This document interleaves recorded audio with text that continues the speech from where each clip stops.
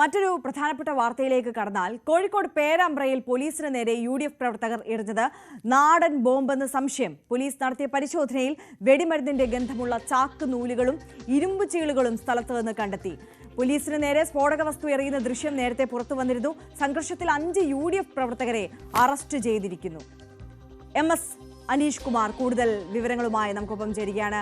അനീഷ്, ഈ വിഷയത്തിൽ ഇപ്പോൾ 5 യുഡിഎഫ് പ്രവർത്തകർ അറസ്റ്റിലായിരിക്കുന്ന സാഹചര്യമാണ്. മാത്രമല്ല, എറിഞ്ഞ സ്ഫോടക വസ്തു സംബന്ധിച്ച് കൂടുതൽ സ്ഥിരീകരണങ്ങളിലേക്കൊക്കെ കാര്യങ്ങൾ നീങ്ങുകയാണോ? നാടൻ ബോംബാണ് എറിഞ്ഞത് എന്ന സംശയം മാത്രമാണോ നിലനിൽക്കുന്നത്? അത് എത്രത്തോളം സ്ഥിരീകരിക്കുന്ന തരത്തിലേക്കുള്ള പരിശോധനകൾ നീളുന്നുണ്ട്?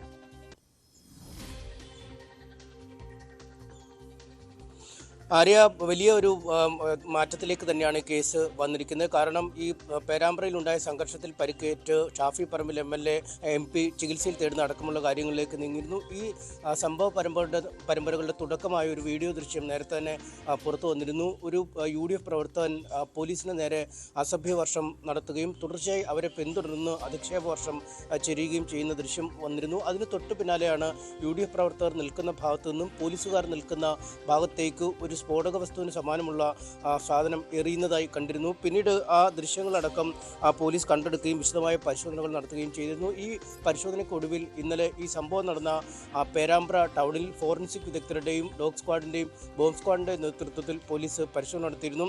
ഈ പരിശോധനയിലാണ് വെടിമരുന്ന് ഗന്ധമുള്ള ചാക്കുനൂലുകളും ഇരുമ്പ് ചീളുകളും സംഭവ സ്ഥലത്ത് നിന്നും ഒപ്പം കുപ്പിച്ചിലുകളും സംഭവ സ്ഥലത്ത് നിന്നും കണ്ടെത്തിയിട്ടുണ്ട്. അതായത് നാടൻ ബോംബ് നിർമ്മിക്കാൻ ഉപയോഗിക്കുന്ന വസ്തുവകകളാണ് ഇവയെന്ന് പോലീസ് പറയുന്നു. ഇവയുടെ വിശദമായ ഫോറൻസിക് പരിശോധനയ്ക്കായി ഇതിനകം അയച്ചിട്ടുണ്ട്. എന്തായാലും ലഭിച്ച വസ്തുക്കളുടെ കണക്ക് കൂട്ടിയാണ് ഇപ്പോൾ ഒരു നാടൻ ബോംബായിരിക്കാം എന്നൊരു നിഗമനത്തിലേക്ക് പോലീസ് എത്തിയിരിക്കുന്നത്. നേരത്തെ ദൃശ്യങ്ങളിൽ വളരെ പ്രകടമായി തന്നെ കാണാമായിരുന്നു ഈ UDF പ്രവർത്തകർ നിൽക്കുന്ന സ്ഥലത്തു നിന്നും എറിയുകയും പോലീസുകാർ നിൽക്കുന്ന സ്ഥലത്ത് പോയി ഈ സ്ഫോടക വസ്തു പൊട്ടുകയും ചെയ്തത്. എന്തായാലും വളരെ മണിക്കൂറുകളായി പ്രകോപനം ഉണ്ടായിരുന്ന അല്ലെങ്കിൽ സംഘർഷ സാധ്യത നിലനിന്നിരുന്ന ഒരു സ്ഥലത്ത് ഈ പോലീസുകാരുടെ ഭാഗത്തു നിന്നും പ്രതികരണം ഉണ്ടായത് ഇതിനു ശേഷമാണ് എന്നാണ് പോലീസ് പറയുന്നത്. കാരണം അതുവരെ ഈ പ്രവർത്തകരെ നിയന്ത്രിച്ച് അല്ലെങ്കിൽ മറ്റ് ഇടതുപക്ഷം നിൽക്കുന്ന ഭാഗത്തേക്ക് ഒന്നും പോകാതെ തടുത്ത് നിർത്തുകയായിരുന്നു പോലീസ് ചെയ്തത്. പലവട്ടം പോലീസും പ്രവർത്തകരും തമ്മിൽ ഒന്നും തള്ളുമൊക്കെ ഉണ്ടാവുകയും ചെയ്തിരുന്നു. എന്നാൽ ഒരു പ്രകോപനത്തിലേക്ക് പോലീസും തിരിഞ്ഞത് ഈ സ്ഫോടക വസ്തു എറിഞ്ഞതിന് ശേഷമാണ് എന്നാണ് പോലീസിന്റെ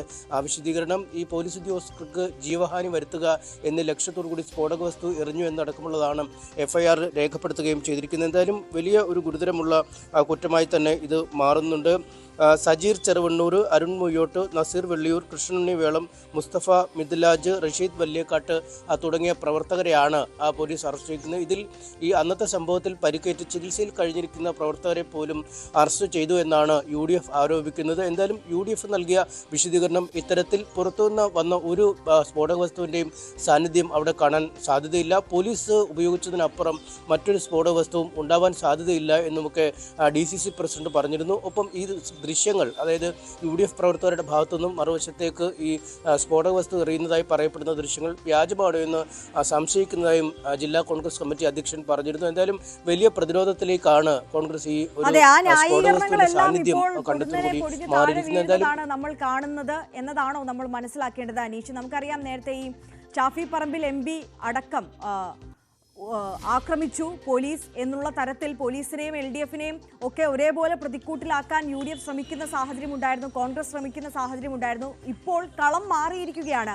ഇപ്പോൾ നാടൻ ബോംബ് കൊണ്ടുവന്ന് പോലീസിന് നേരെ എറിഞ്ഞു, അവരെ അപായപ്പെടുത്താൻ, അവരുടെ ജീവന് ഹാനികരമായ തരത്തിൽ പ്രവർത്തനം നടത്തി എന്ന് പറയുമ്പോൾ ഇപ്പോൾ പ്രതിക്കൂട്ടിലേക്കാകാൻ പോകുന്നത് കോൺഗ്രസോ UDFോ ആണോ ഈ വിഷയത്തിൽ?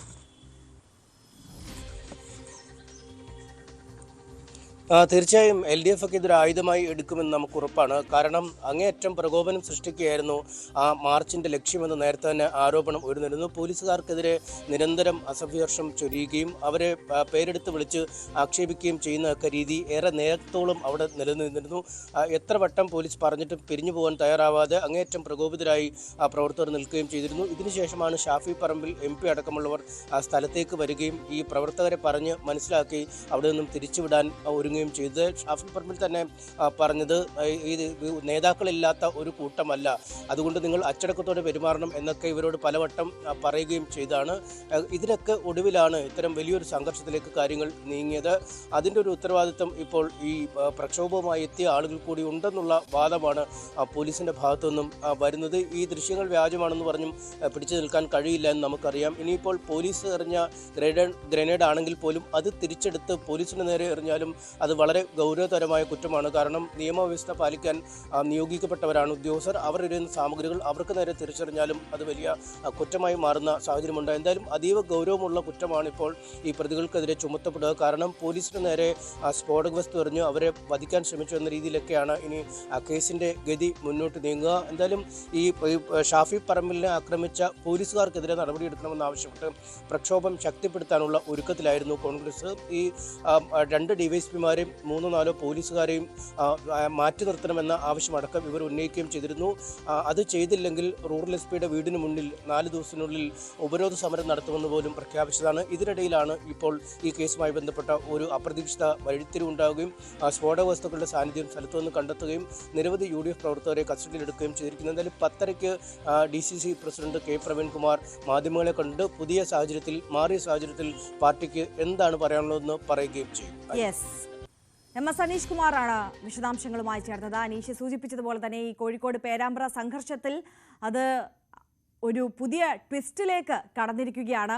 ഇപ്പോൾ പോലീസിന് നേരെ UDF പ്രവർത്തകർ എറിഞ്ഞത് നാടൻ ബോംബ് എന്നുള്ള സംശയം ബലപ്പെടുന്നുണ്ട്. പോലീസ് നടത്തിയ പരിശോധനയിൽ വെടിമരുന്നിന്റെ ഗന്ധമുള്ള ചാക്ക് നൂലുകളും ഇരുമ്പ് ചീളുകളും കണ്ടെത്തിയ സാഹചര്യം, 5 UDF പ്രവർത്തകർ അറസ്റ്റിലായ സാഹചര്യം കൂടി വന്നെത്തിയിരിക്കുകയാണ്.